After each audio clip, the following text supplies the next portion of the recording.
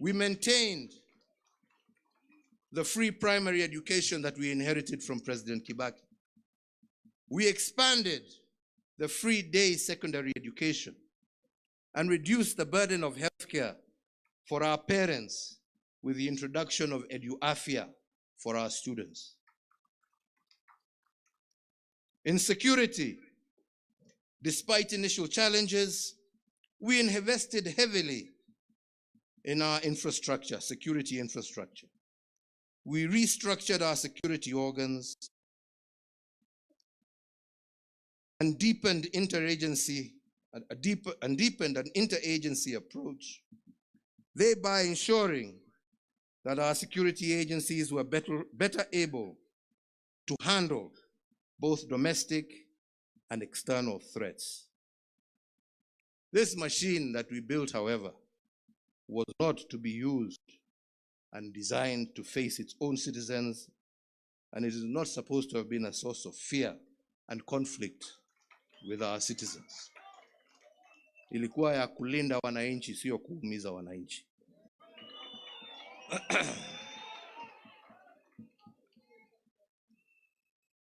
We worked as a party to bring greater cohesion in our social construct, to reduce ethnic tensions and address both social and regional inequalities. This noble effort, unfortunately, was used against the last campaigns, it being called an attempt to erode democracy. I wonder what they call theirs today.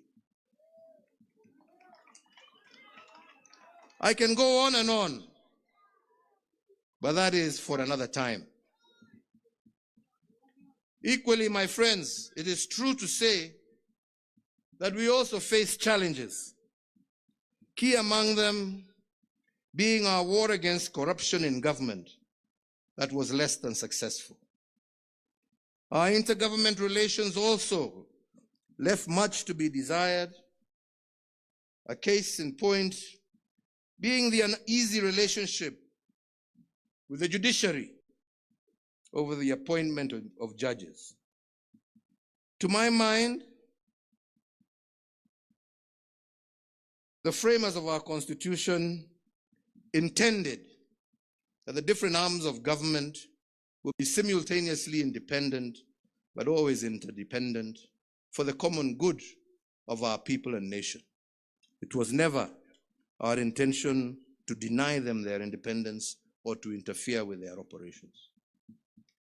All of this and more, but as I have said, this is a story for another day. Therefore, now, we need to ask ourselves, where are we and where do we want to go? Ladies and gentlemen, over the years as a leader, some things have become apparent and clear to me. That you succeed by looking at past successes, injecting new ideas, and improving upon them.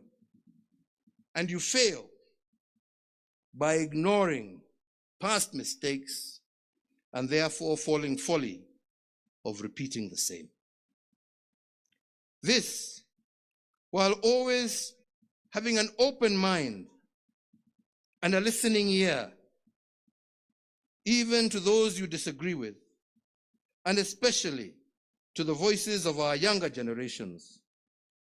For in a world that is ever evolving as fast as it is with such insights that it is then that such insights become crucial for true transformation to occur. A balance of all this is what makes a stable and pragmatic nation, one that is filled with hope and not despair, a nation at peace with itself, and one that is able to transit with ease from one generation to the next. In the last general election, I endeavored to pass this message. Unfortunately, it fell on deaf ears and was lost in the noise of insults, character assassinations, myths and stories of dynasties and hustlers, and so on. Yeah. Today, many of the gains we had in the past have been eroded. Linda Mama and others replaced by new, untried, untested schemes. And while we wait for these experiments to work, Kenyans suffer and our progress is retarded. As we continue to dwell in rhetoric rather than in progress, we repeat the mistakes of the past. Indeed, today, some of the truths we spoke of yesterday have become the reality check of today, while some of the myths and falsehoods have become the nightmare that many are living. So again, why are we here today? Ladies and gentlemen, the past can inform us, but the present can shape the future. So the first thing, as our Secretary General has told us, our first mission today was to pass amendments to our party's constitution. Amendments to ensure that the machinations of the past shall never be used again to hold back our progress. Second is to seek your approval to put in place measures to rejuvenate our party and set in motion a process of injecting new blood into our party structures and hierarchy.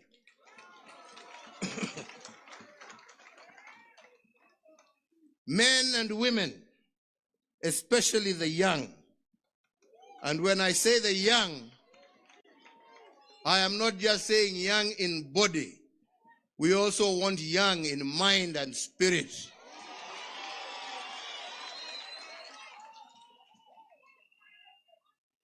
Men and women of integrity who can be trusted with our future. Men and women who have the courage to fight for what is right and just. Men and women with the patience to listen to those whom they wish to lead. Men and women with compassion for their fellow citizens. Men and women of wisdom, not pride.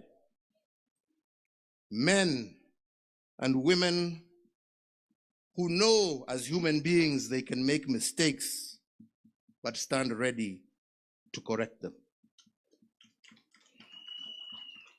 I have watched quietly the ongoings of the recent past and greatly admired the tribeless, steadfast courage of today's generations. A generation that knows what it wants and is determined to achieve it, whatever the cost. It is my hope today that as some of us give way, that those same young ones, with the same energy, conviction, and patriotism that we saw in the streets, you will be able to use them to transform the structures of our party. And ultimately, you yourselves enter the corridors of power and high office and take charge of your own destiny. You know what you want. It is not for me to tell you. You know what you want. You have the energy to get it. And time is on your side. Musibaki nyuma. In the next few weeks, we shall be rolling out our recruitment strategy across the country.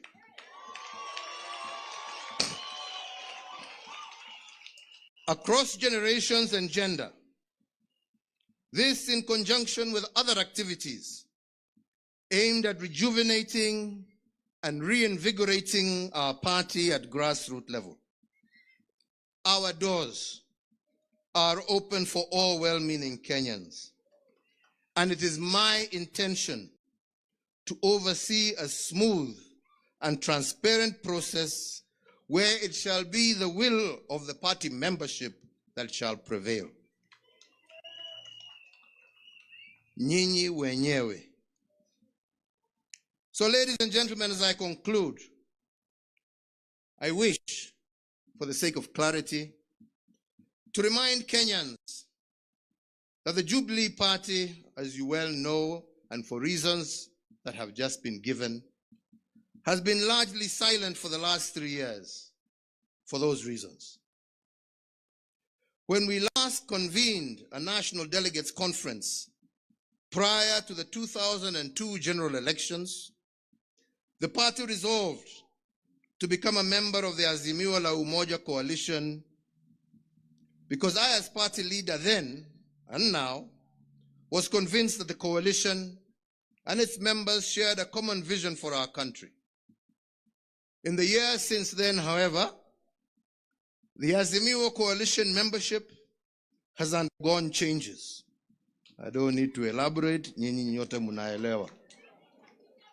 However, notwithstanding these changes, and as we speak today, the party, as per the decision of our organs, remains a member of what is left of this coalition, and any decision on whether to reinvest in it or leave it will be a decision for the party's new leadership to take when the time comes. Lakini sasa tuko pahali tulikuwa. Mimi sio mtu wa kupiga reverse na kona kila siku. But make no mistake when I say that.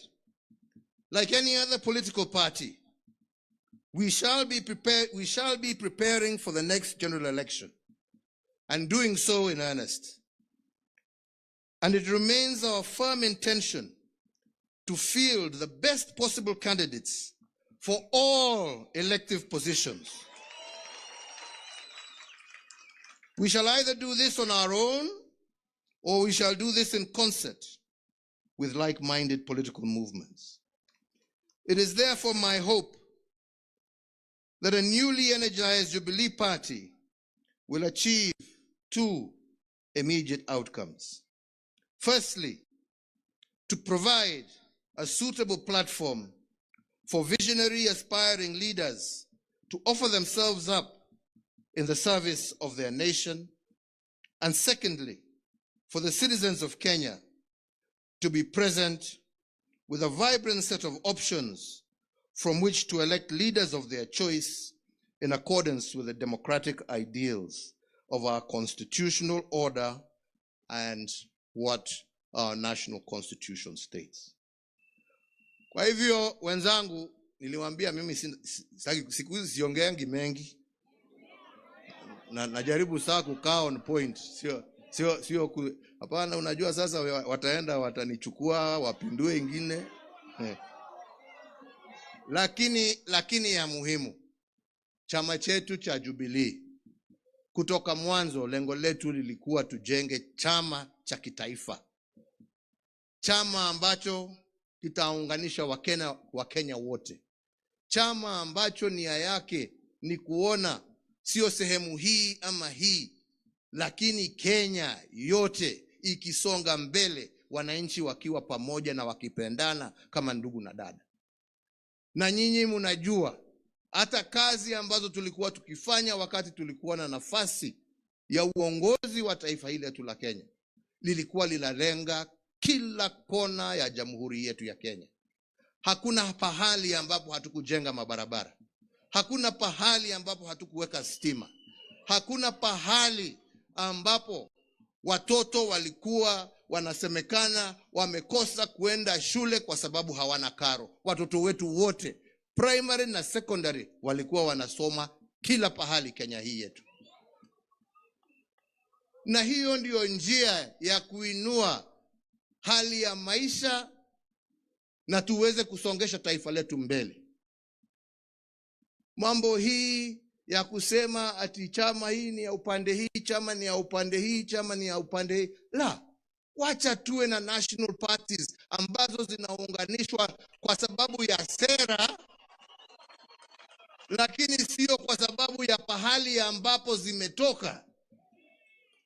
Hakuna sababu ya nyinyi kama wanajubilee kuchagua mtu kutoka kila kona yeyote ya Kenya. Haja ni nyinyi mjue ya kwamba huyo mmechagua ni mtu ambaye atajitolea kutendea Wakenya wote pahali popote walipo kwa haki, bila kupora na bila kutenga mtu yeyote. That is the only thing that is important. Sio mtu ametoka wapi ama umezaliwa wapi. Na ndipo nilikuwa nawaambia hii story, watu walikuwa wanazungusha sijui Hasla, sijui huyu ni mtoto wa single mother, si huyu ni mtoto wa dynasty. Mimi najua watoto wangapi wa single mother ambao wamesoma vizuri sana na wameendea. Lakini kusema ati wewe sababu wewe umezaliwa na single mother, hiyo ndio qualification yako ya kuchaguliwa. Hapana. Njoo uambie Wakenya ni nini utawafanyia.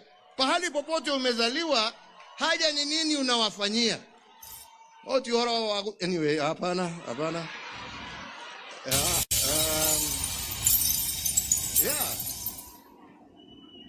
Kila mtoto, uwe umezaliwa kwa nyumba ya matope, uwe umezaliwa kwa nyumba ya dhahabu, kila mtu ako na nafasi ya kuongoza taifa hili letu la Kenya. Haja ni apatiwe nafasi. Na tunataka sisi iwe chama chetu cha Jubilee ndicho chitapatia Wakenya wote bila kubagua nafasi ya uongozi katika taifa letu la Kenya. Na hiyo ndiyo lengo letu. Na hiyo ndiyo nimesema, na nitahakikisha mimi nimesimamia